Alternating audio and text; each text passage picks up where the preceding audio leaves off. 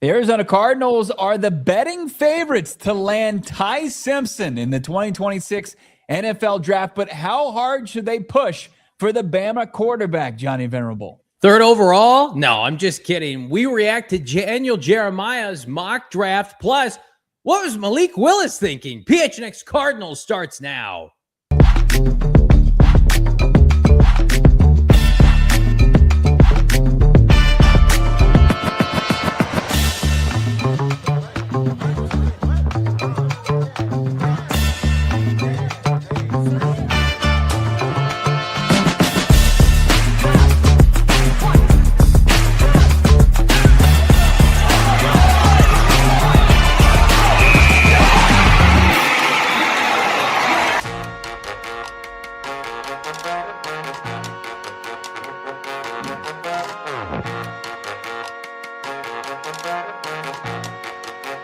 Hey, welcome in.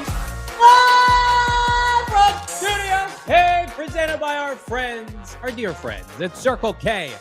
It's the PHNX Cardinals podcast, your premier #1 in the world, Arizona Cardinal podcast. Like and subscribe. Leave us a 5-star wherever you get your programming. I'm Johnny Venerable. He is Brack. Studio K, no man behind the Mac. I'm just now realizing that Friday's Wi-Fi snafu was blamed on me when in all actuality, it was my co-host and his Wi-Fi in studio. Shame. No, shame on you. Shame on you somehow, but we've moved on. Let's not cry over spilt milk. What's up, Chef? What's up, Jack? Burnt Marble? I see you lighting it up with lives, HTLs, dubs, and a Wildcats emoji. Well, we've got Oscar dropping the fire emoji, snacks, Jesus, T. Boise, some lives. Voss Louis, Terrence's Tidbits, loves the hat. Alberto, Jacob, Steven Jackson, Austin, Ryan, Oscar, J. High, 77 Far North, AZ Moses, the entire gang, it feels like, is here and ready to talk about this team and its pursuit, potentially quarterback of the future, maybe a quarterback that maybe should have been in the cards a couple weeks ago, but's not. Did he make a grave mistake? I think so. All of it's going down today. Hit that like. As Johnny asked as well, subscribe. A lot of hurtful comments to start the show today. Did Johnny forget his booster seat? Johnny Wi-Fi acting up again?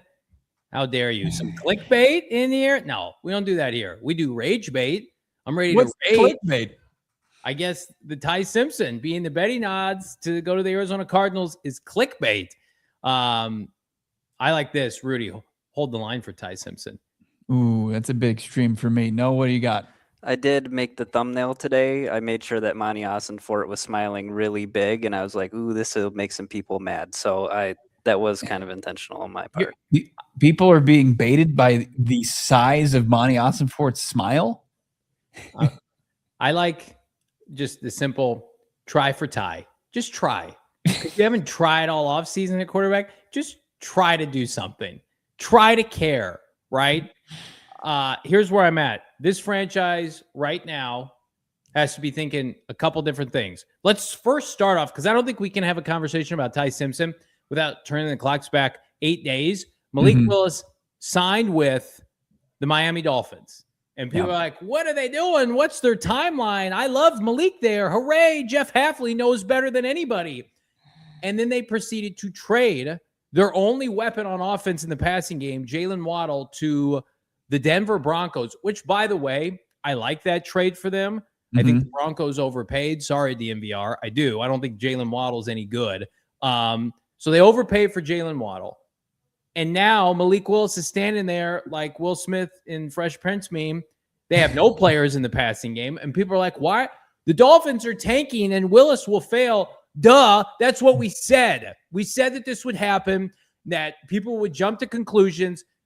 I guarantee you, and this is not me coping, I promise you, Malik Willis will fail in Miami. He will fail in Miami, and then people will come back to us and say, you wanted Malik, and no, he's failing because he's got a defensive head coach and no players. That's Shame on Malik Willis's representation for allowing him to go to Miami. End of rant. And I completely agree with that rant. And I also the fact that we're going to take flack when Malik Willis can't take make chicken salad out of chicken bleep because his number one wide receiver is Tutu Atwell and maybe some wideout that they take early in this NFL draft with all their picks.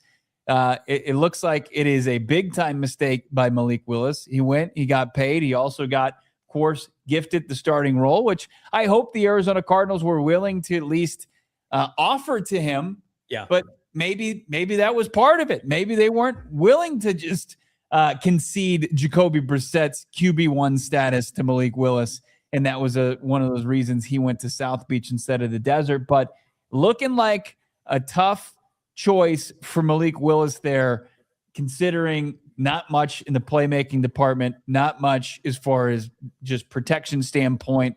And then, Bobby Slowick was blown out of Houston after a decent first year with CJ Stroud, and really hasn't found his NFL footing since. So you think about that, and people are like, the timeline in Miami is 2027, and you hear that term timeline a lot. Mm-hmm. And the Dolphins are telling you, Malik Willis notwithstanding, because here's what I'll give the Dolphins credit, is like they know they just can't be atrocious at quarterback, right? You have to fuel the team. You have to have a conductor. The Miami Dolphins timeline, like the New York Jets timeline, is 2027. They are trading away their star players for future assets, okay? Understand that. Applaud that, right? The Cardinals are not doing that. The Cardinals could have traded away Josh Sweat. They could have traded away and shopped Trey McBride, right? They could have traded Marv by now. They could have said, we're resetting and we're going to get assets for now into next year. And you'll see, just like these other teams, those bevy of draft pick, graphics that you see on social media. The Jets have $1 million first. Now, Miami's got all the picks in the second and third round. It's like the Cardinals aren't doing that, which tells me, even though this has been a nightmare of an offseason from the quarterback's standpoint, the Cardinals, I believe, think their timeline starts this year. The more we dig into this, the Cardinals are not going to be competitive for the first overall pick unless they go, I don't know, winless. Does anybody think Monti Ossenfort is going to win 0-1 games this year or is trying to do that? We've broken it down ad nauseum. If the Cardinals win the average amount of games that they are projected to win, they will not have a top 3 pick on strength of schedule. I think they're going to be better than last year. It is so unbelievably laughable that people saw last year the team that was clearly the worst team in the NFL at the end of the year, losing 14-15, Raiders notwithstanding. And they're like, Cardinals are going to be worse than that. Are you out of your mind? I think they're going to sleepwalk their way at least to 5 wins and then flip a coin in some other games. Guess where you're drafting then? Like 8-12. You're not picking one. Mm-hmm. We got Rafa saying, 3 wins next year. I think that's not even going to be within striking distance for the top pick. No. This is by far the most egregious, telegraphed, tanky draft we've had in a long time. Yes. We already heard the Jaguars GM say teams are preparing and holding on the draft capital for 2027. And there are teams like the Jets that are just punting on the entire season completely, to where if teams start to go south, they're going to lean into tanking. And where you saw 3 teams have identical records hold, the top 3 picks in this draft, as far as the Raiders, the Jets, and the Cardinals, I don't think you're going to see that case. I think it's going to take 1 to 2 games won to get to where you need to go. That's atrocious, especially when you're a team that's rosters in the place where the Arizona Cardinals is, where it's not a complete barren cupboard.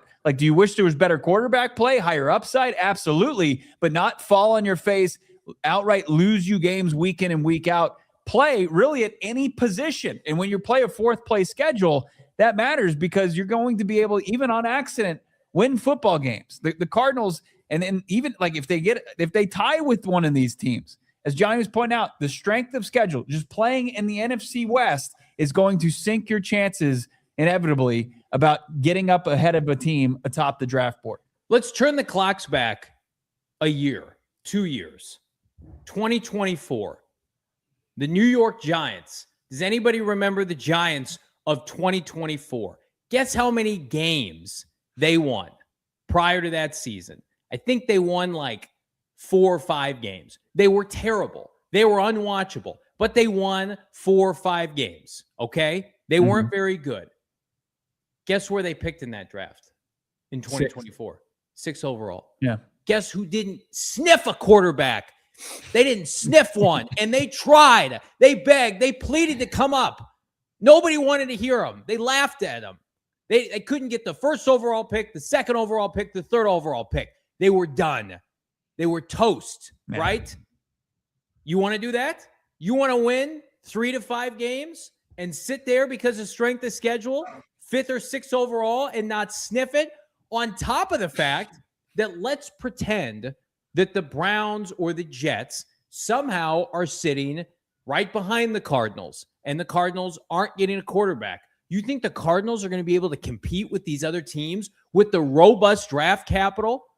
The Dolphins could win more games than the Cardinals next year, sure, because of their, gross division. They play the Jets, whatever. Let's say they get 2 wins from the Jets next year. The Dolphins have tons of ammunition. The Cardinals have none.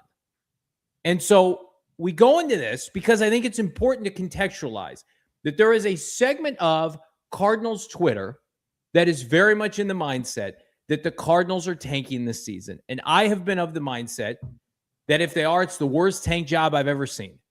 They should have just brought back Jonathan Gannon. They should have stripped this puppy down. If you're going to do it right. They are not. They're trying to instill a new culture with Mike LaFleur. They're trying to get the most out of Marv. They're not trading Marv away. They have capable pass catchers. They could have 2 bookend first-round capable tackles by the end of April. So I just think if you're in the camp, not to disappoint you, that you think that this franchise is going to get the first overall pick in Arch Manning, I'm sorry, that's not happening. I would venture to guess right now they will not have a top 5 draft pick next year. And for everybody that wants to tank, good luck. It's not going to get you anywhere.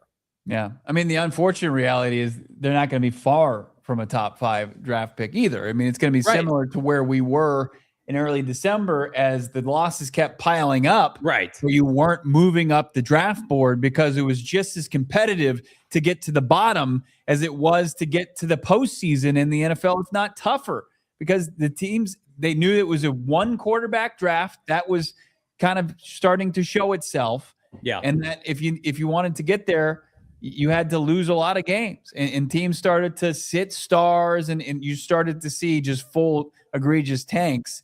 The Arizona Cardinals, like, even though they might not be top 5, like even if all things go well, they could be sitting, 7, 8 inside the top 10, which I think is still in a decent spot in what's supposed to be a quarterback-rich draft. A lot of things have to go really well for that. But to think and hatch these plans of tanking and having the number 1 overall pick, I think that's just as unrealistic as saying Cardinals are going to the playoffs in 2026. Like I think that those are different ends of the spectrum, and the Cardinals are, unfortunately, to some, because you either like want to be really bad or really good, they're right in the middle. Like they in 2023, it like not all rebuilds are equal. 2023, it was a bulldozer. It was a wrecking ball. They took this thing down. Yeah. Now they've actually started to build it back up, but it's been a slower build. Of course, the quarterback thing plays a huge role in it, but they are starting to lay the foundation as far as just the roster. Can they put a roster in place? Can they have the infrastructure to when quarterback does present itself, whether it's the NFL level or in the draft, they would aggressively pursue that quarterback? I like this from Brian. Haven't you all heard next year's draft's going to have 10 first-round quarterbacks? You'd certainly see that from the media. And it's like, I'm not playing like revisionist history this year, but look at last summer. People said that this quarterback class was supposed to be unbelievable. It's the same cast. Yeah. And then it's like NIL money changes things. Arch Manning could go back to school. It's like, where do I think the Cardinals are going to inevitably draft? I think they're going to be drafting somewhere between 8 to 12 next year. I think they're going to win enough games to showcase competency from Mike LaFleur. who knows about the defense right now with Nick Rallis, but I just think they're going to have, in my opinion, too much talent offensively to be a dormant. And so much when you see teams kind of flail and flounder is you can't score points. The Cardinals couldn't score over 30 points last year. They're going to score some points this year. Jacoby Brissett be damned. I just think they're going to be too well coached on that side of the ball. And we saw the incompetency of last year's staff offensively, specifically Drew Petzing. I think they're going to get away from that. I mean, Cliff Kingsbury, his first year, went 5-10-1. Mm-hmm. And they picked what? Like 7th in the draft, 8th in the draft. And they got Isaiah Simmons there. Like, I just, right now, there are two schools of thought that the Cardinals are tanking or they're not tanking. The teams that are actively trying to strip it down for 2027 are out here trading away their best players. The Cardinals haven't done that. The only reason right now that people are running with the narrative that they are tanking this season is because of a leaked message last Monday. I mean, like, if you take that away, had this team signed Malik Willis or done something different, you take that away, do their moves suggest a tank? I don't think they suggest an all-in, but I also don't think they suggest a team actively trying to lose. I will say this, though, and it's interesting. And it really does depend on how things are structured come mid-May in the schedule and when it's released and what it looks like. Yeah. 4th place schedule, and we know that, especially playing in the NFC West, doesn't matter, and you're playing the AFC West and also the NFC East, which has at least half the division is good. Like people are saying, looking at the 2026 opponents and seeing only, a couple wins here and there, 3-4, 4-5. If the Cardinals are bad by the deadline, though, they should absolutely become sellers. Yeah. And it could turn into a team that could, like this last year, lose out. That is a possibility. I mean, I know how it stands right now, and I know it's throwing a little bit of a Molotov cocktail in the whole point, but this is also a team that doesn't have a lot to lose or margin for error. Yeah. That if things do go south and they aren't competitive, and they're not expected to be, but like if they sell and they shut it down in what's going to be a competitive, race to the bottom, like they could certainly put themselves in that position easily. But who are they shipping out? Josh Sweat, right? I mean, like David Collins. Yeah, but like you're not giving up. Like these teams are trading away Quinnen Williams and Sauce Gardner and like household names. Are you trading away Trey McBride? Well, no. Are you trading away Paris? No. Are you trading away anybody that Monti Ossenfort has drafted that has been good? No. They just cut Kyler Murray for nothing, right? That's a sticker shock that fan base got to get over. But like they do not, this is not 2023 when you're cutting DeAndre Hopkins, like for cap ramifications. I just think the timeline is only skewed right now because of the perception of this year's draft at quarterback and the perception of next year's draft at quarterback. The difference is that it's 1 year difference based on prospects that we think they would like more. But I'm telling you right now, we're going to get to it around the corner. Their actions now are telling you that they're keeping the seat warm to draft a quarterback this year to support this roster and see what they've got in 2026. That's around the corner. We talk Ty Simpson odds. That's coming up.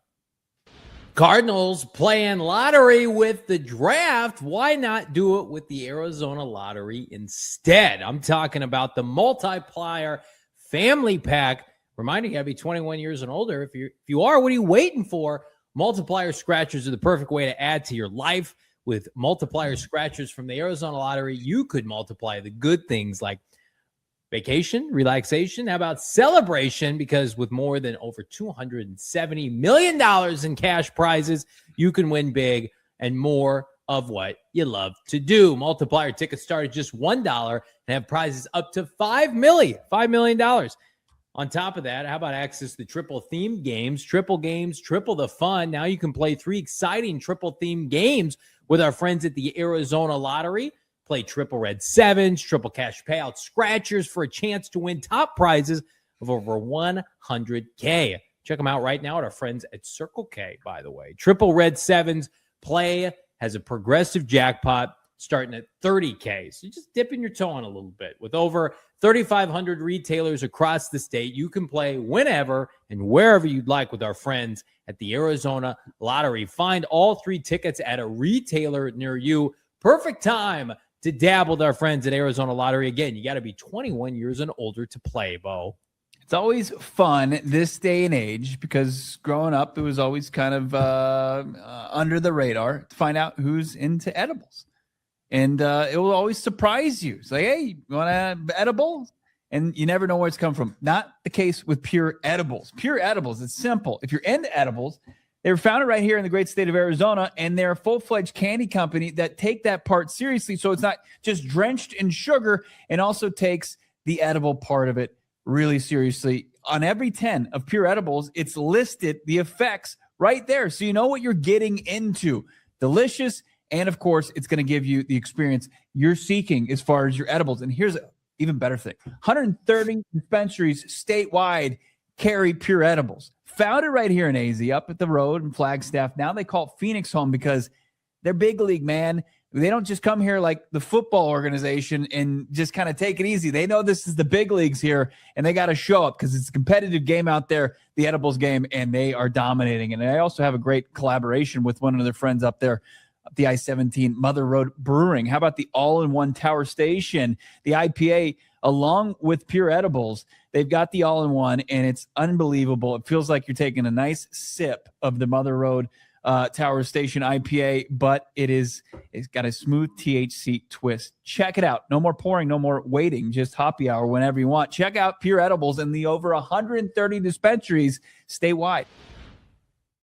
Hit that like button. Listen, I've been wrong before. I wrote an article, gophnx.com, about 10 days ago, why I argued that this is go time for Monti Ossenfort and how he's responded. Let's just call it disappointing. Yeah. But I put me firmly in the camp based on how this team is operating that they're going to pursue Ty Simpson in some capacity come next month's NFL draft. Mm-hmm. Well, Vegas came out with their current odds. And again, this has opportunity to change. Let's see it, Noah. The Cardinals right now, almost even money, plus 150 to get Ty Simpson. And again, this isn't a pick 3. This is just any capacity to leave the draft with Ty Simpson. The Jets at plus 200, the Steelers at plus 320, and the Rams at plus 330. I only expect those numbers to go up for the Cardinals, assuming that we get a top 30 visit. Yeah.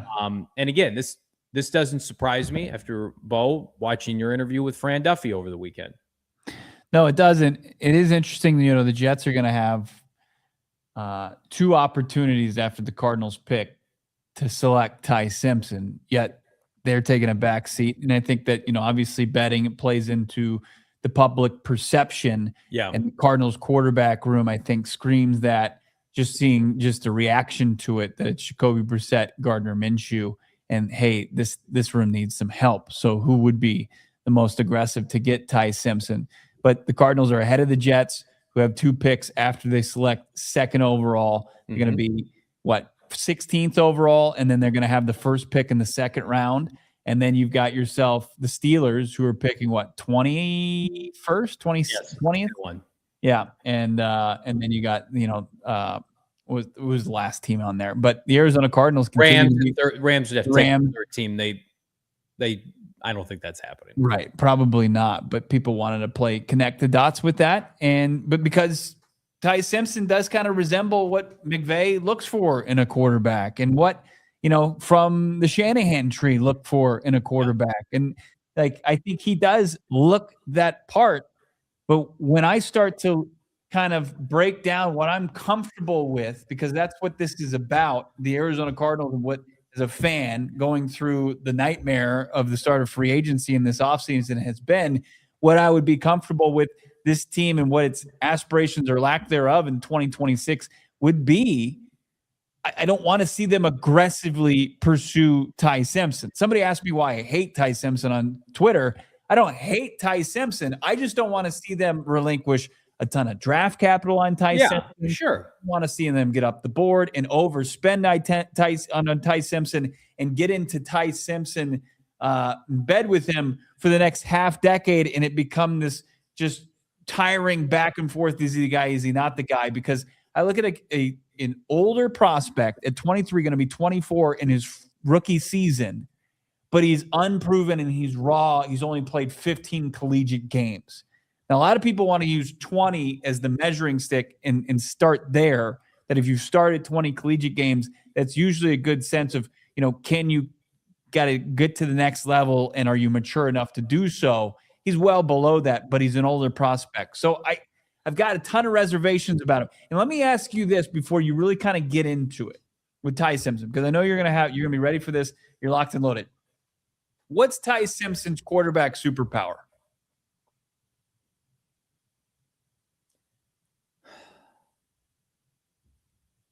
Like, what does he do really well? Yes.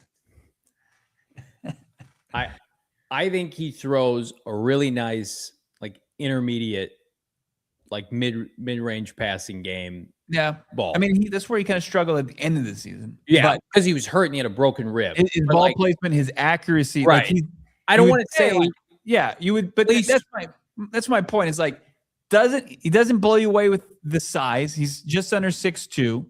He doesn't blow you away with the athleticism. Yeah. He doesn't blow you away with the arm strength. And he doesn't blow you away with ball placement. Like, the things that are like the nicest things or the best things on his scouting report are his processing and his ability to kind of like his knowledge of the playbook. And for me, for my money, for the team I follow and their draft capital and how I want to see them spend it, I just don't know how worthy he is of that. The comments. Damn, that long pause had me thinking in pros. Johnny had nothing. I think, listen, those are good points. And put me in the camp of do not give up premium assets to get him in terms of like hemorrhaging your future. You're not hemorrhaging your future, right? Like you're being smart about this. And I'm probably very much in the camp. If they love him, they need to trade down from 3 and make it work. But if you're picking a player at 3, you're basically conceding that we can't get Ty Simpson before like pick 20, pick 18 to 20.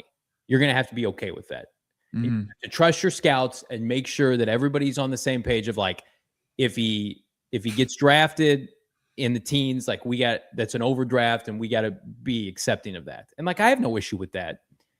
I would argue like his best game last year easily was the college football playoff round 1 when they played Oklahoma. Mm-hmm. And Oklahoma was white hot. They had a great defense and he was methodical, 18 and 29, 2 touchdowns, 62% completion. You might think that's not great. Oklahoma had one of the best defenses in college football. They have a defensive head coach. His ball placement in that game was outstanding. Like he made real NFL throws from the pocket. And to go back on your question, like what is my favorite trait? My favorite trait is knowing that you're going to ask him to do things that he did collegiately. We're not getting a pop gun quarterback. We're not getting a boot and roll quarterback. We're not getting a running quarterback. And we're not having to ask ourselves, can he play the position from the pocket? Ty Simpson can do that. Now, to what level, I don't think anybody can say definitively. I don't think anybody can sit here and say, well, he'll be a definitive top 10 quarterback. But I know that the reservations that people had with Kyler Murray, the reservations that people had with Malik Willis recently, as of last week, throws from the pocket, real NFL throws, not boot and roll, not, RPO, charade, whatever. If you're going to ask a guy to start for 17 games, like Ty Simpson is a pocket quarterback that played in a system that supported a pocket quarterback. And I also think Alabama's got the one electric receiver that's kind of up and down, but this is not Alabama. Ryan Williams. Right. Vintage that got Tua drafted with premium receivers and the Julio Joneses of the world. This is a watered down Alabama product. This is not Nick Saban's Alabama. So I think if he's in next year's quarterback class, he's probably like a firm second round pick. Yeah. Probably like somewhere in the 40s to 50s. No issue with that. And I think even in this class, like you look at him and he's tier 2. Yeah. But this tier 2 is different. It's just him on it.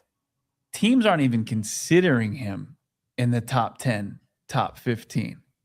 And this is all a conversation about comfortability because I'm not taking him off my board. I'm not going to slam the pick if the Cardinals make it, even at 34. Like I can see that forest through the trees here. But the thing about Ty Simpson as being a firm tier 2 quarterback prospect who is a fringe first rounder, probably better set to go in round 2. Dude's not playing how little he's played the collegiate level despite being in college for a long time.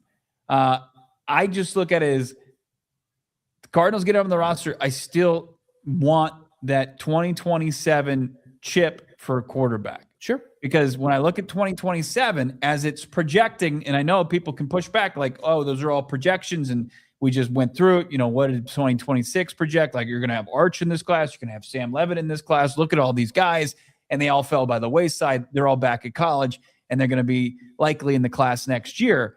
But I see as far as those guys go, they have multiple tier 1 quarterback prospects, AKA top 10 QBs. And I would love it.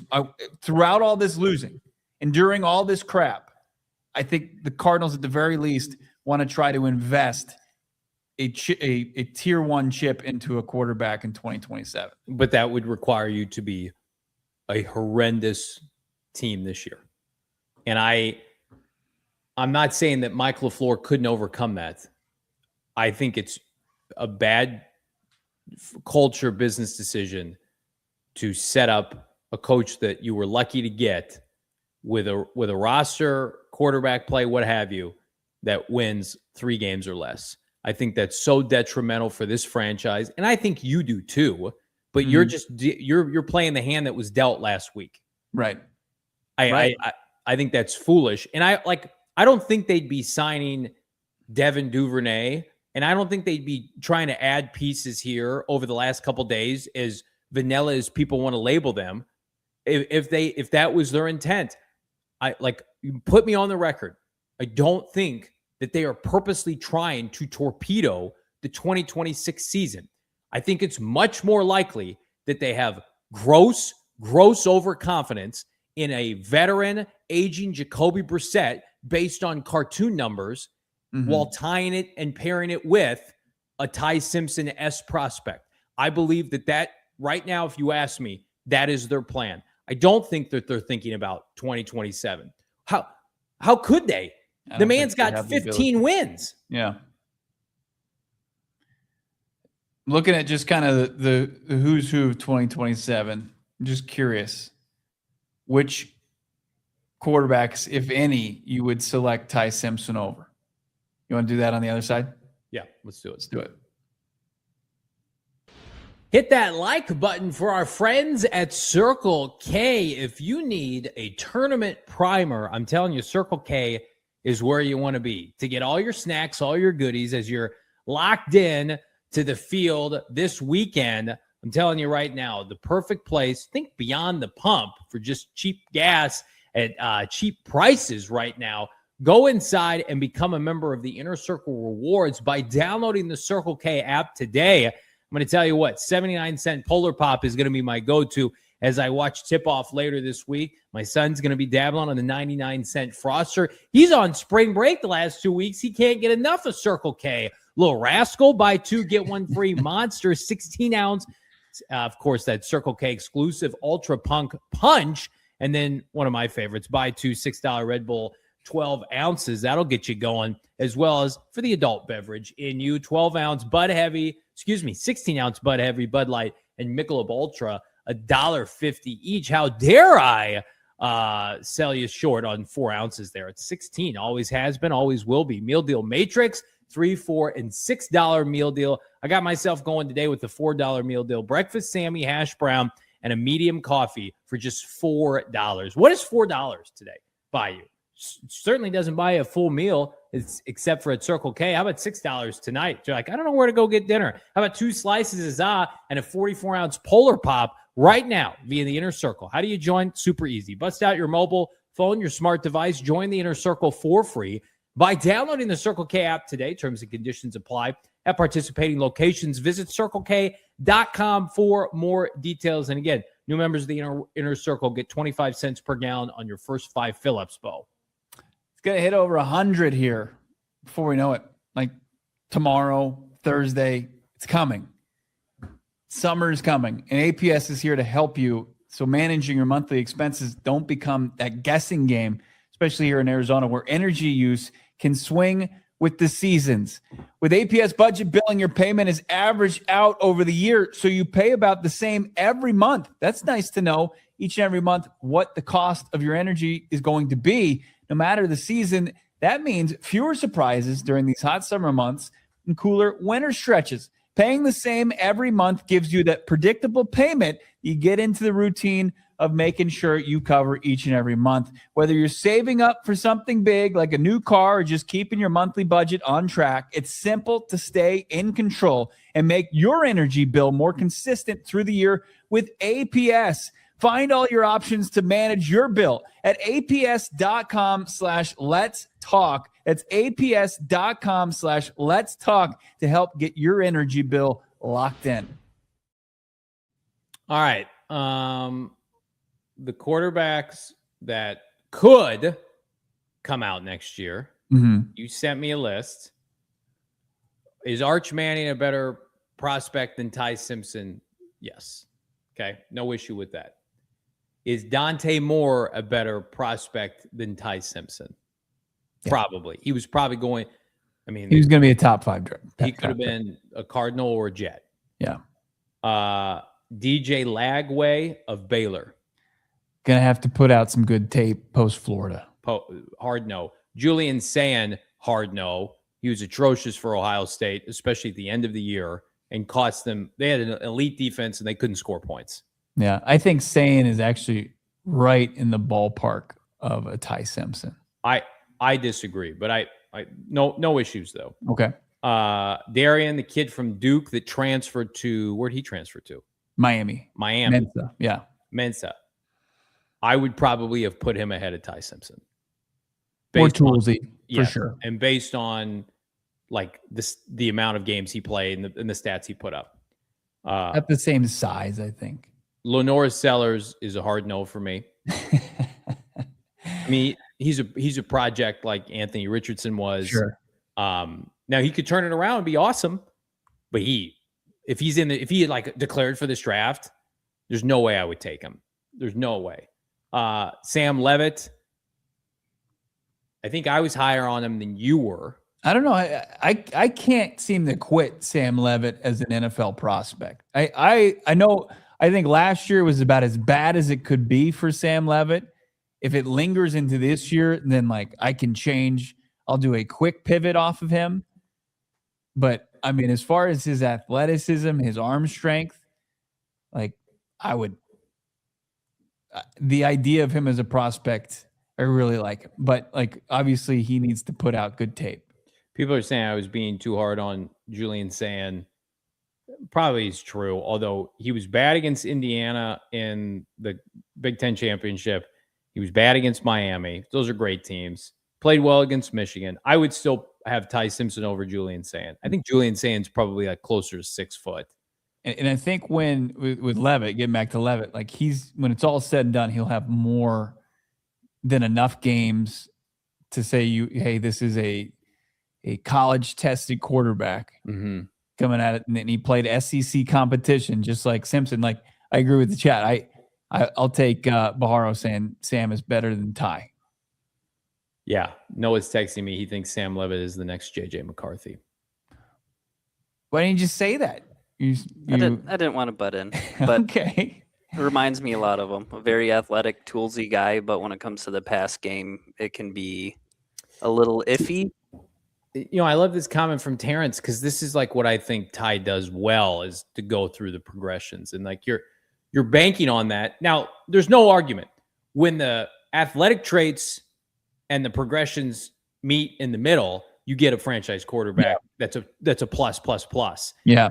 I mean, like, how many times have we tried it with the toolsy guy? I would also say Sorsby. Are you Sorsby over Ty Simpson? No. I'm not either. I saw Sorsby play in the Big 12 quite a bit. I know he's going from Cincinnati to Texas Tech. He's going to have a good year for me to think he's a legit NFL prospect. Like, I'm sure he's going to be invited to the combine, all that good stuff, but I think he's just a good college quarterback right now. And then Jaden Maeva from USC, I think I like him more than Ty.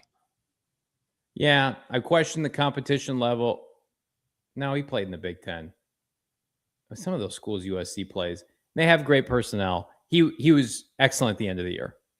And he's a big, thick kid. I probably agree with you. So we got like 4 to 5 guys. Yeah. Right? Arch Manning, Dante Moore, Darian Mensah, Jaden Levitt there. And Levitt. Yeah. So there's 5 guys. They all have to declare. Mm-hmm. Okay. And then they all have to continue to climb. They could have a wet fart of a season and then be like, I'm not coming out. Or it's like, I don't want them anymore. Yeah. Right. And then like, okay, the Cardinals, this is the question that we started the show with. It's like 8 to 12 or even like 6 to 10. And there are quarterback needed, like you're not getting the first, second, or third best quarterback. You're be saying, okay, like I'm going to take Jaden when a year ago, maybe we were high on Ty Simpson, but now I'm going to get the 4th, 5th best quarterback in this class. It sure as hell better work because you have now the scar tissue of having the kind of season that requires a pleading with your fan base to just give us more time to get this right. Whereas that's one of the biggest issues we have with this entire charade is the Cardinals don't have that benefit of the doubt with their fan base. Yeah, when you thought back to 2018, even they were coming off the B8 era, and Keim he had created this equity with the fan base, and he got the benefit of the doubt. Like as you pointed out before, they were 15th in that draft. They weren't originally drafting 10 in a quarterback-rich draft. They got up for the 4th quarterback. There was 5 in that first round, and they're the only team that didn't get a good one, it seems like, after all settled. But like it even took some maneuvering to get up there.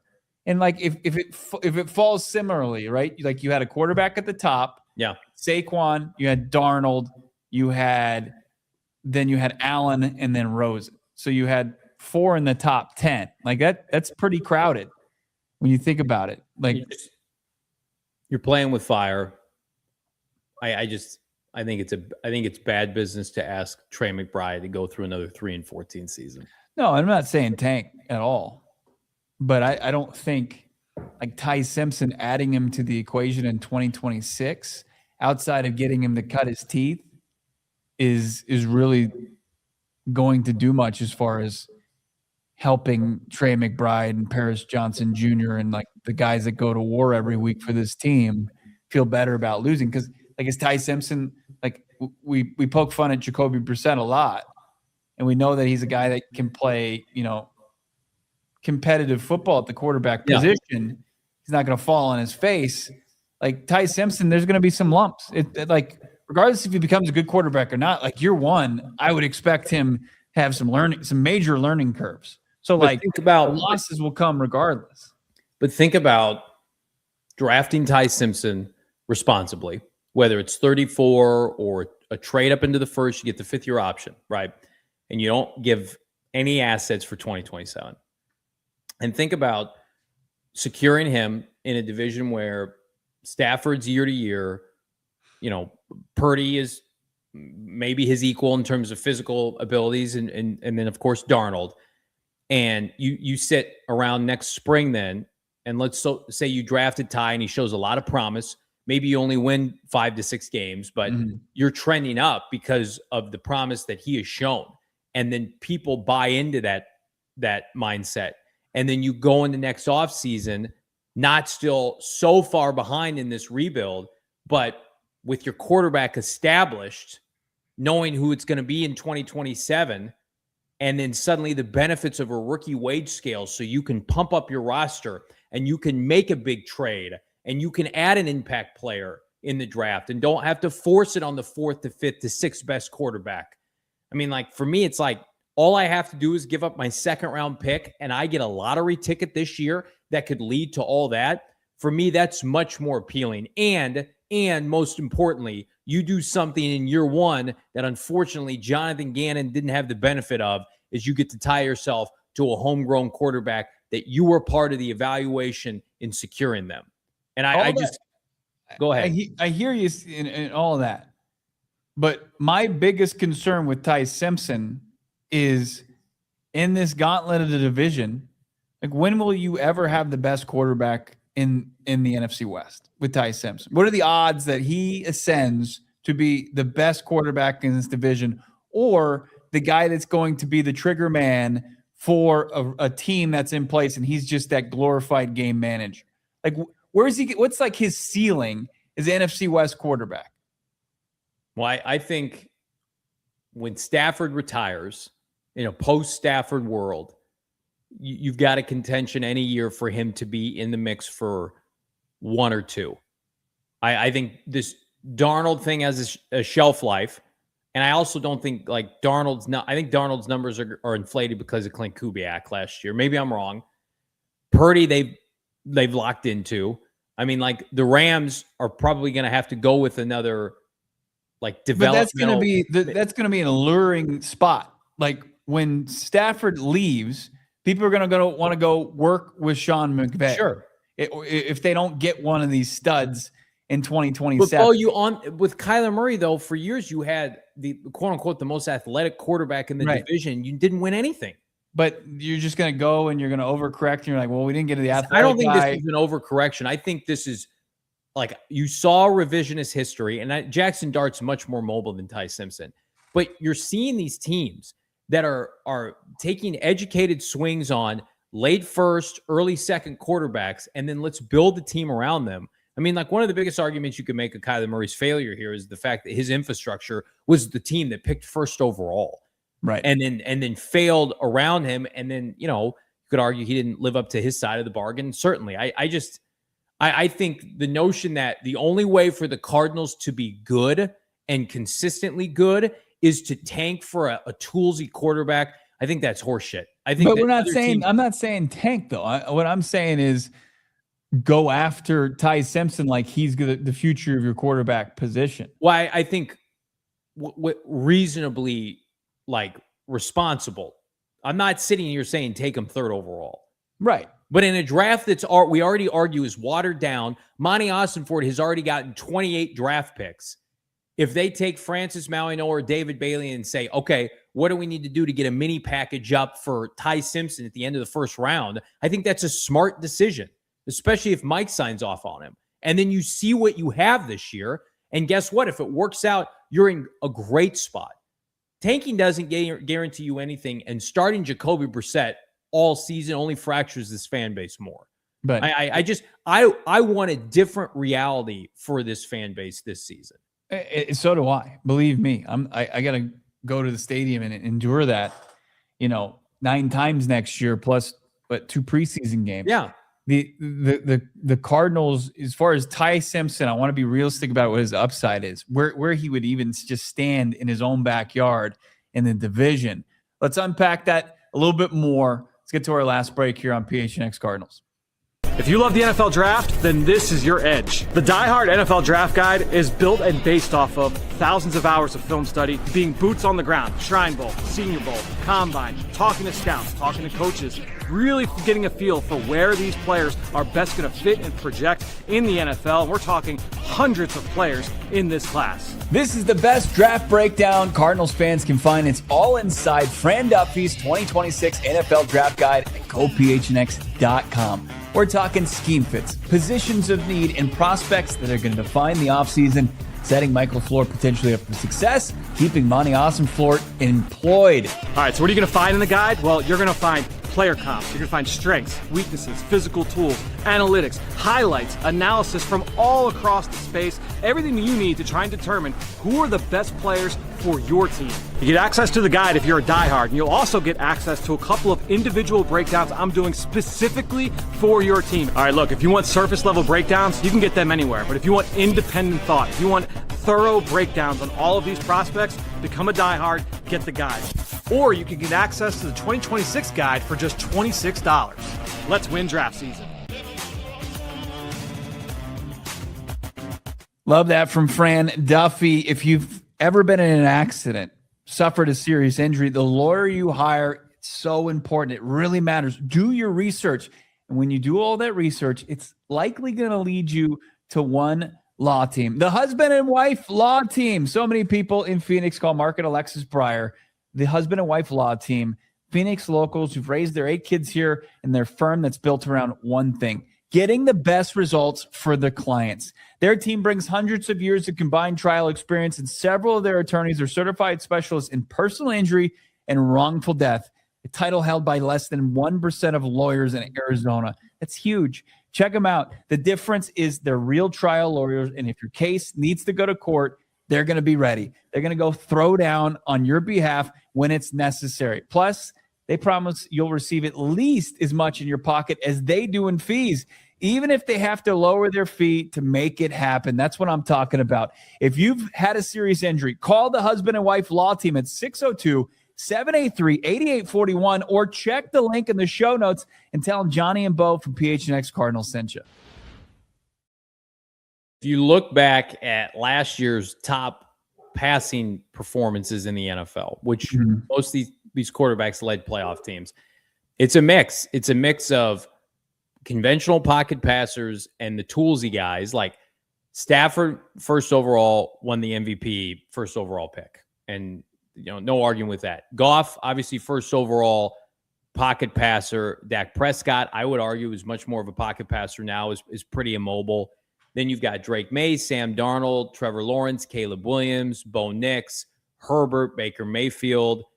I mean, it's a mix. It's guys that are freak shows and then guys that stay in the pocket. Now, where you can push back, and I have no issue with this, is most of those guys we named are first-round quarterbacks. Oh, yeah. It's Dak Prescott.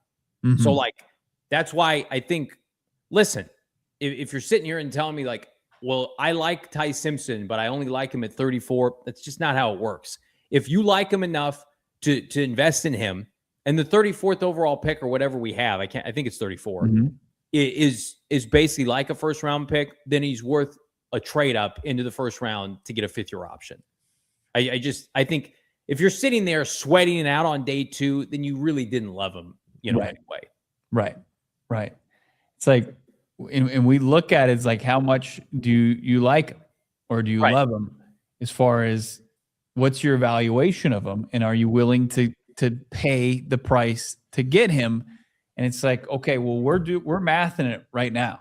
We are mathing hard right now as far as where he would stand within the division. What's his ceiling? Like, if you're going to say, okay, let's look at the 49ers. His comp is Brock Purdy. I'd love him to be a better version of Brock Purdy, but I'll take Brock Purdy. So I'm not going to put him ahead of Brock Purdy. Sure. Okay? I know he's older or whatever, and he was also Mr. Irrelevant. He was the last pick of the draft, but still, what he's accomplished and how he plays the game, it's pretty damn good. So I'm not going to put him ahead of Purdy. I'm not going to put him ahead of Stafford, but I understand Stafford could be on his way out here within the next season or 2 max.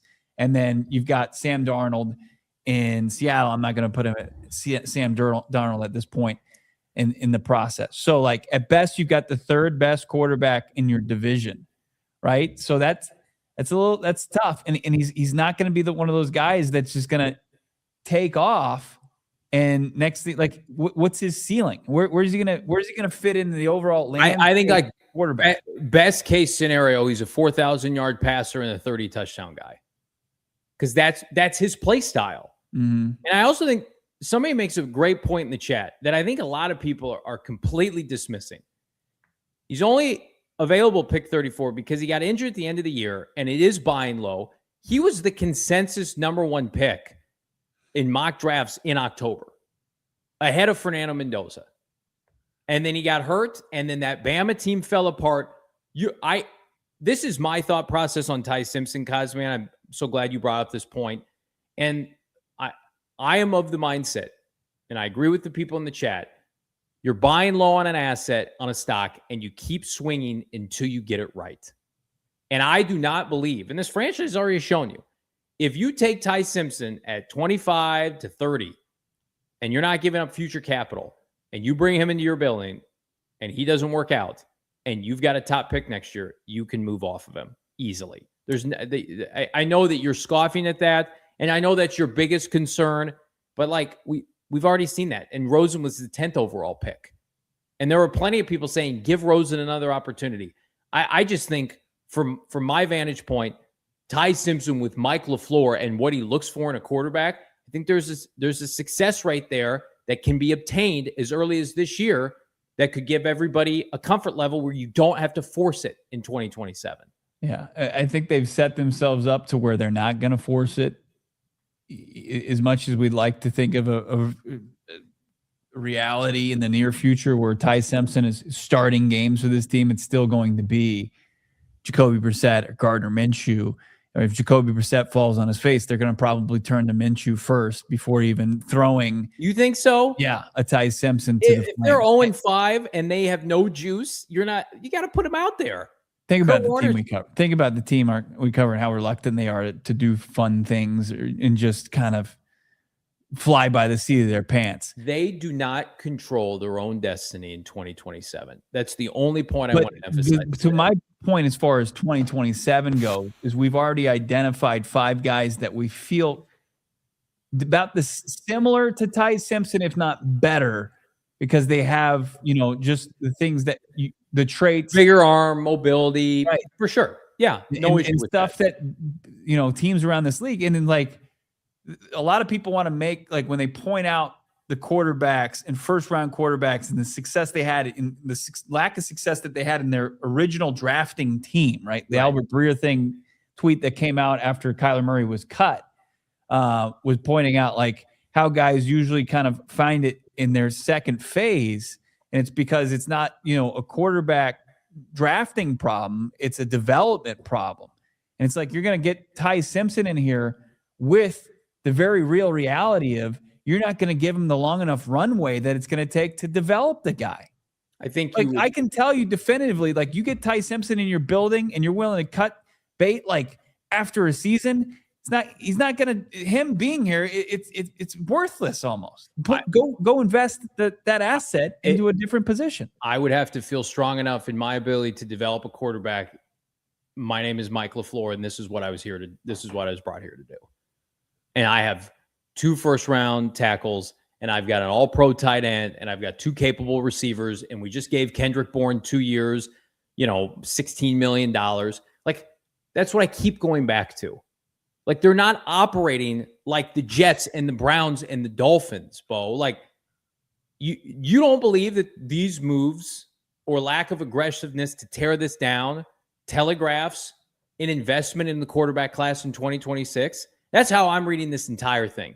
When you wet the bed as bad as they did a week ago and made it a point to tell everybody, we're not doing anything else. Mm-hmm. And then you're not stripping the roster down. You're not trading players. And you're telling people our time is now. We expect, Michael Bidwill, we expect to win this year. We've got 28 players. We brought in first, second, third year players. That doesn't scream like another tank season. And then maybe if we're lucky, we'll get the 4th or 5th best QB next year. I don't think that's their timeline. it could scream, hey, we're in the quarterback business. But as far as what this draft is telling you is that the rest of the league, it's a mass exodus as far as this quarterback class. And the Cardinals are the lone team coming back to this draft. Does that surprise you, though? Quarterbacks? That's concerning to me. Does that surprise you that they would do that, though? I would like to hope so. No, I think you just made the case a couple minutes ago that this how this team operates. We remember that Josh Weinfuss report, which I scoffed at in December, that he put out that this team, this front office, they were smitten with Ty Simpson. Ty Simpson went on and on about how great this organization was at the combine. I am trying to connect the dots for people, and there's a reason why they're the Vegas favorite to draft him. And I'm also trying to make sense in my mind why they would punt on upgrading in free agency at quarterback, because everybody thinks that they're nuts for operating the way they did. Crazy. You guys crushed it with the super chats per usual. Let's start to get into those. Let's lead it off here, Noah, if you will. How about Kyle Haley, friend of the show? Thanks, Kyle. What's up, boys? I saw something earlier about the Cardinal scouts at Arkansas's Pro Day to check out the running back. I think, did you guys see the same thing, or was it fake? I think it was real. Yeah. So he's a day 3 prospect. I don't know. Is it Mike Washington? Yes. Okay. But can't take a running back in the first 2 rounds now, or the first 3 rounds after the investments you made in free agency. Yeah. I was just looking at Fran Duffy's draft breakdown of Mike Washington, and say he's a rotational running back. Yeah. So it had a 1,000-yard rushing season on his resume last year in the SEC. 8 touchdowns, 6.4 yards per carry. Played at New Mexico State before that, and then Buffalo for 3 seasons. So he is he's an older draft prospect. Jack 199. Great decision by Malik. # should have come to AZ-Bo. Yeah, tough one, Malik. Who could have seen this coming? No playmakers. Defensive minded coach. Yeah. It's just, again, though, why didn't the Cardinals try to get him? Why didn't they pay more? What's the end game here? Vince, $5. I agree with you, Johnny, about the Cardinals trying to be competitive this year, but then why the F didn't they invest in free agency? Ridiculous. I mean, I think with the benefit of hindsight now, after that first day, which was a disaster, if you remove the quarterback situation, they signed a starting caliber running back. They signed a starting guard. They've added a bunch of complementary pieces. We knew they weren't going to go nuts, right? Mm-hmm. They signed the guard everybody wanted them to sign. They signed an upgraded wide receiver 3. Vince, I'm at the point, like, they signed a Pro Bowl returner. The biggest issue with this team is how they address quarterback, or lack thereof. To me, it's like, the rest of these moves, if you would have paired Malik Willis with the rest of these moves, we would have been saying A+ offseason. Yeah. That's a good point. Would have changed the complexion of things. Our guy, Brian P., I think who the quarterback is matters less than the O-line and system. Very few quarterbacks can succeed in spite of their coaches / supporting cast. How many places did Darnold fail until he got the right infrastructure? And I think the hope is with LaFleur that he instills that kind of infrastructure, like a Shanahan, McVay, like a Mike McDaniel with what he did with Tua. Like, that's the hope, right? Like, Tua's super limited. He made the postseason and a couple Pro Bowls with Mike McDaniel. Schemed it up. Like, and I think Ty Simpson is probably more talented than Tua based on his height and his ability to throw it downfield. Like, Tua's kind of washed. He was good. He was good when he was coming out. Didn't live up to those expectations. Bountiful, $19.99. Unbelievable. Not anti-Simpson, but don't ignore Nussmeier, injured in 24. He threw for 4,000 yards, 29 touchdowns. His dad is Doug Nussmeier, former NFL QB and current OC of the Saints. Good arm. Seems ready mentally. If you're a diehard, check out Fran Duffy's draft guide. He's got Nussmeier QB2. You're not a big fan of his. People who think Bo hates Ty Simpson, wait till he gets on about Nussmeier. That's my next crusade. Thank you, Mo, for that very generous super chat. How about Libertarian Sasquatch? Sorry, but this is what bad organizations do. They hitch their wagon to second-round QBs with 15 starts. 15 starts, which is already unprecedented for an NFL QB. Where I would push back Libertarian is he is an older prospect. He's not 20, he's not 19, he's not 21, he's 24. Is that a good thing? I mean, he's more mature, I guess. But yeah, he hasn't played a ton. Brock Purdy, or is he Mitchell Trubisky? Brock Purdy played a ton of college ball. He did. Played a lot.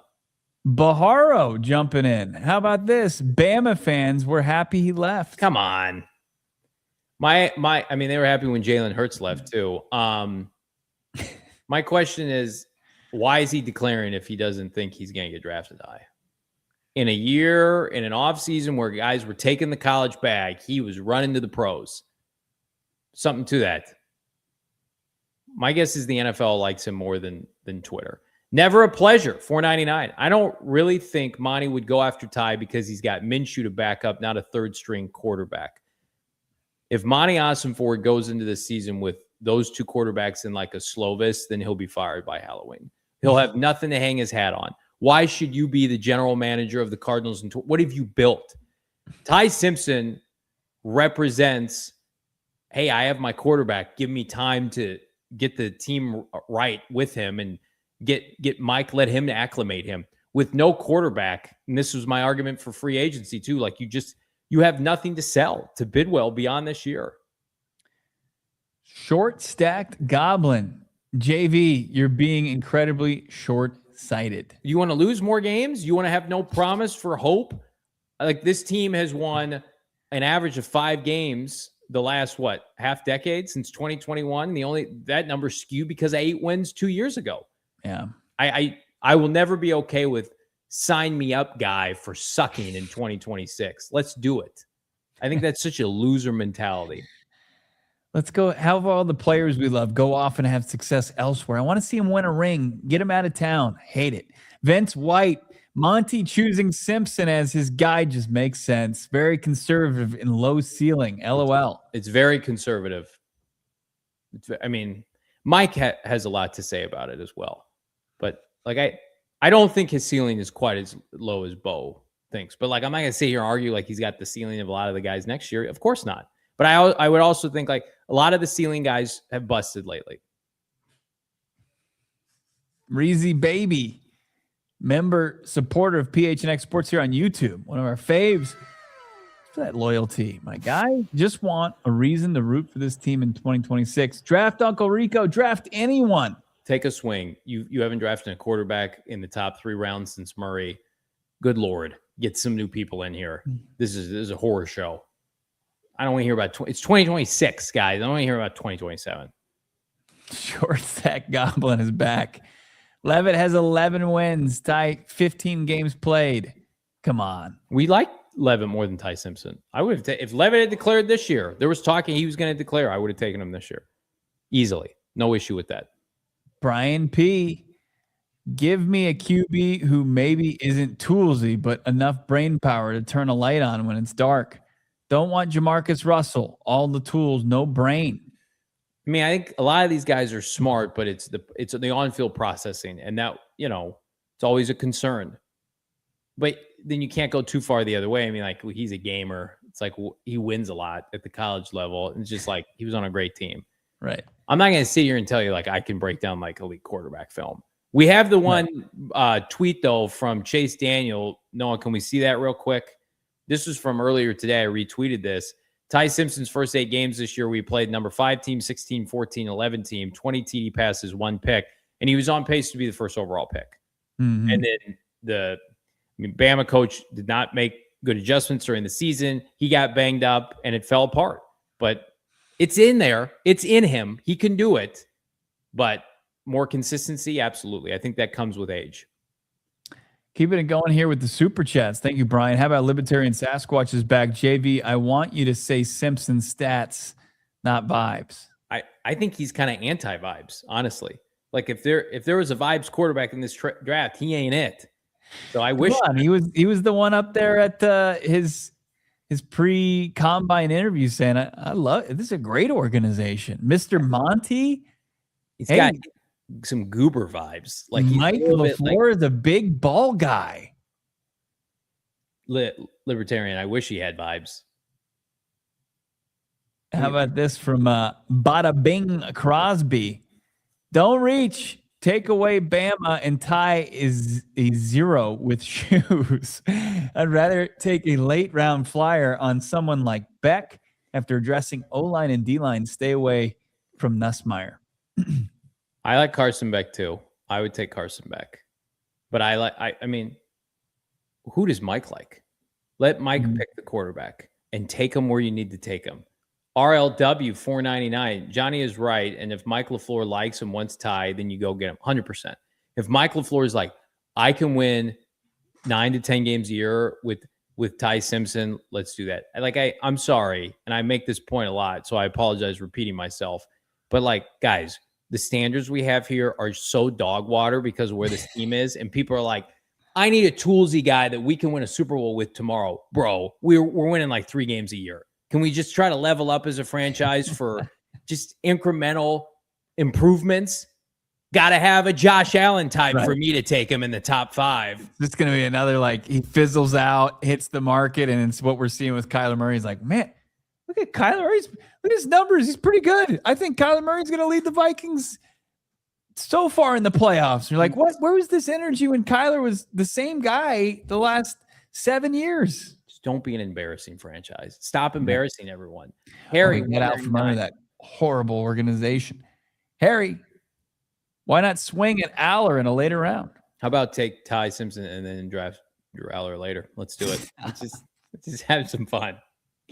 That'd be like Browns-esque from last year. Brian P, $5. Need to get used to older draft prospects. NIL has changed the game. Get paid to stay in college and try and develop more.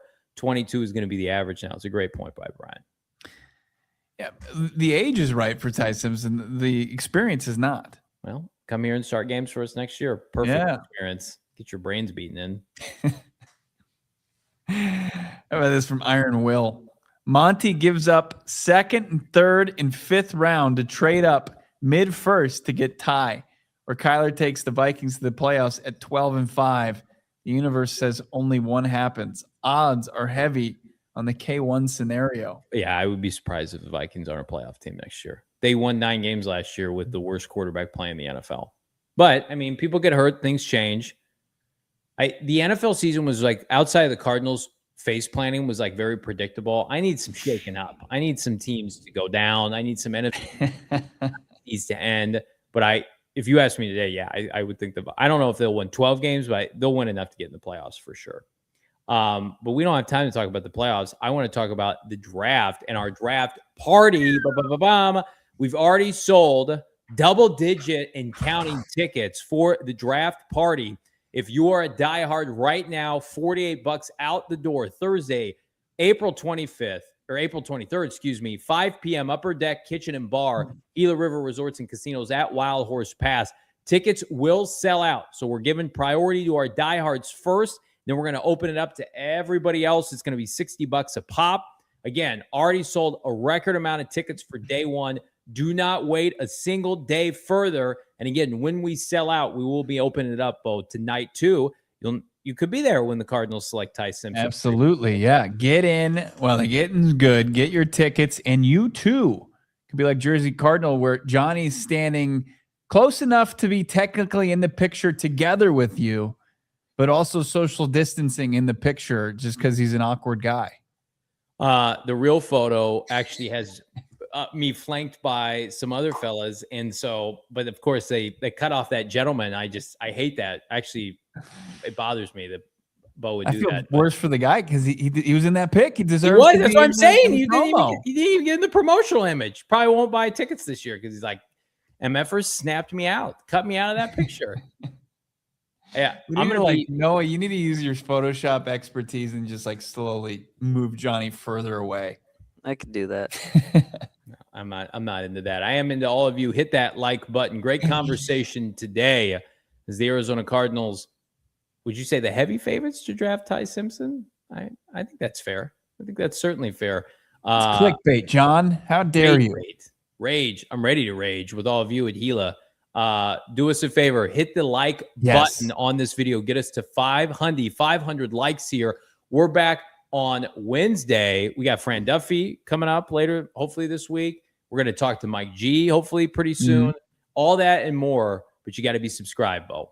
That's right. Get the full access to the Fran Duffy draft guide. Go PHNX.com. Get the access to the exclusive member Discord. All the goodies by becoming a diehard. Also sign up to become a supporter. But most importantly, let's talk to more Cardinals fans. Let's grow this community. Hit that like button. Ramp this thing up. Let's get it up over 200 before we all get out of here. 500 at the end of the day. For Noah and Johnny, I'm Bo. Have a great rest of your Tuesday. Happy St. Patty's Day to all of you if we hadn't said that already. Nux is wearing his green. I'm wearing my green. I see Noah's wearing his. Somebody's a St. Patty's Day Scrooge. But that's it. We'll talk to you guys tomorrow, 4:30, PHNX Cardinals. What the Sigma? We all silly like the mayor.